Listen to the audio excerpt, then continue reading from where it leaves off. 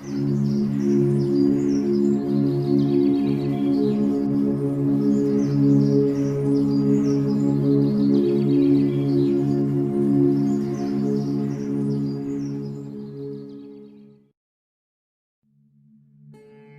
नमस्कार। सूर्य पृथ्वी पर रहने वाले सभी जीवों के लिए ऊर्जा का स्रोत है। सूर्य नमस्कार हमारे शरीर का संपूर्ण और संतुलित विकास करता है, मन को एकाग्र और बुद्धि को कुशाग्र करने में मदद करता है। आध्यात्मिक उन्नति के लिए सूर्य नमस्कार को महत्वपूर्ण माना गया है। सूर्य नमस्कार 8 अलग अलग आसनों की मदद से 12 चरणों में क्रम से किया जाता है। सूर्योदय और सूर्यास्त के समय इसे करना ज्यादा फायदेमंद होता है।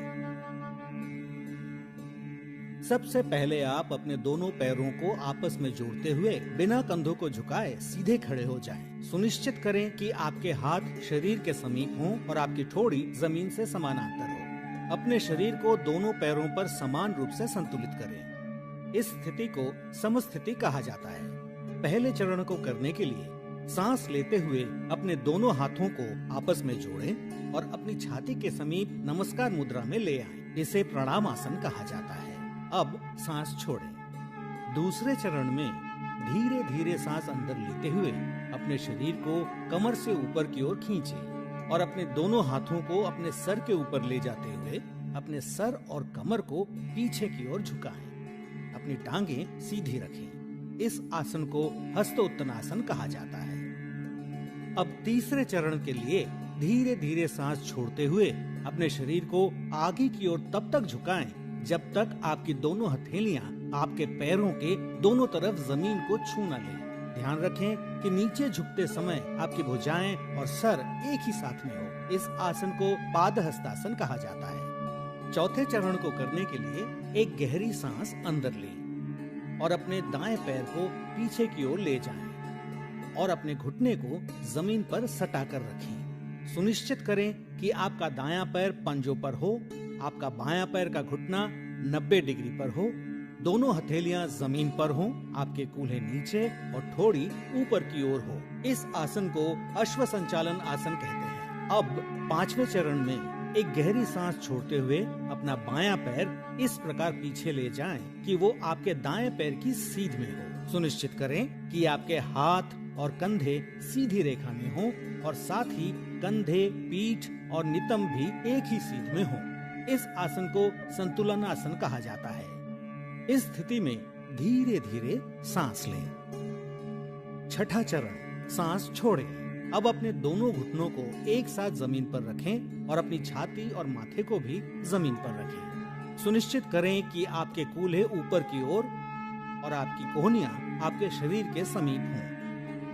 इस आसन को साष्टांग नमस्कार आसन कहा जाता है क्योंकि आपके शरीर के 8 अलग अलग अंग जैसे दोनों पांव के पंजे, दोनों घुटने, दोनों हथेलियां, छाती और माथा जमीन को छूते हैं। ध्यान रखें कि आपके शरीर का वजन 8 अंगों पर सामान्य रूप से वितरित हो।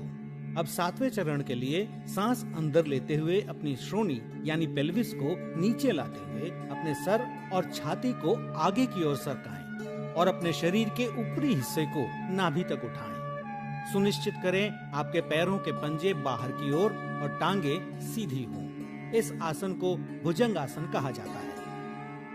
8वां चरण, धीरे धीरे सांस छोड़ते हुए अपने पैरों के पंजों को अंदर की ओर मोड़ें और अपने कूल्हों को इतना ऊपर ले जाएं कि आपका शरीर एक पर्वत का आकार ले ले। सुनिश्चित करें आपकी दोनों टांगे सीधी, हथेलियां जमीन पर हों और आपका सर भुजाओं के बीच हो।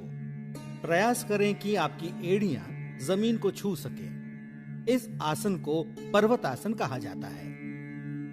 9वें चरण के लिए अपने कूल्हों को नीचे लाएं और सांस लेते हुए दाहिने पैर को आगे लाएं और अपने बाएं पैर के घुटने को जमीन पर रखते हुए पुनः अश्व संचालन आसन में आ जाएं। 10वें चरण में अपना बायां पैर भी आगे लाएं और सांस छोड़ते हुए पुनः पादहस्तासन में आ जाएं।